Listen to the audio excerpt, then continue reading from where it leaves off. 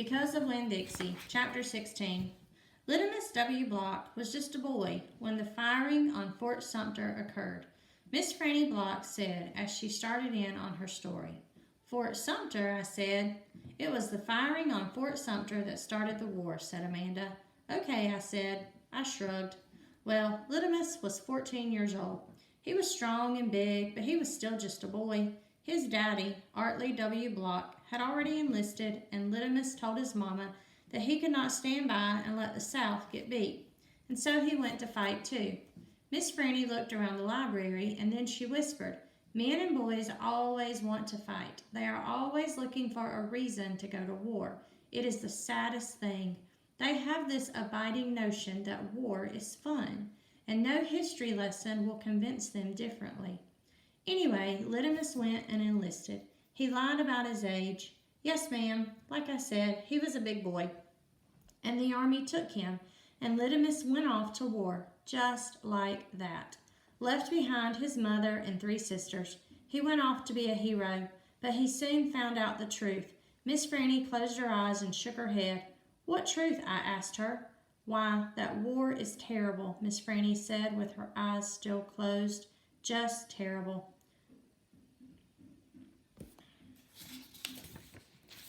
War, said Miss Franny with her eyes still closed. Should be an ugly word. She shook her head and opened her eyes. She pointed at me, and then she pointed at Amanda.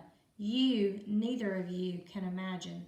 No, ma'am, Amanda and me said at exactly the same time. We looked real quick at each other and then back at Miss Franny. You cannot imagine.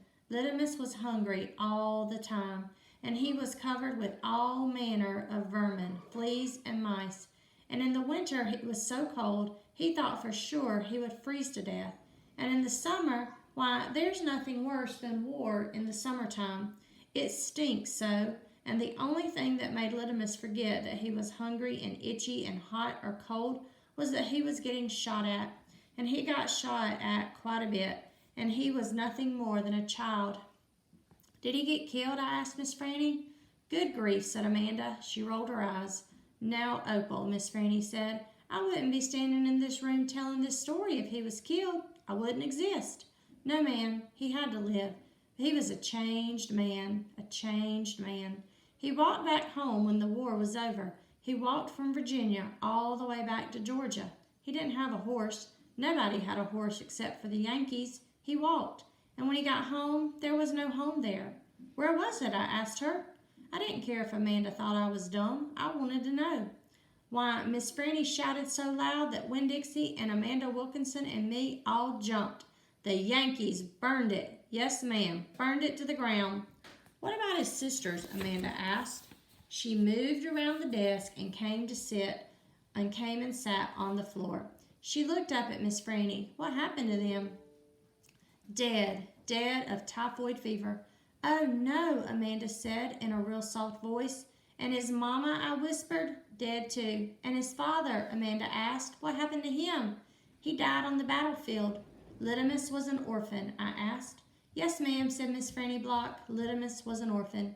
This is a sad story, I told Miss Franny.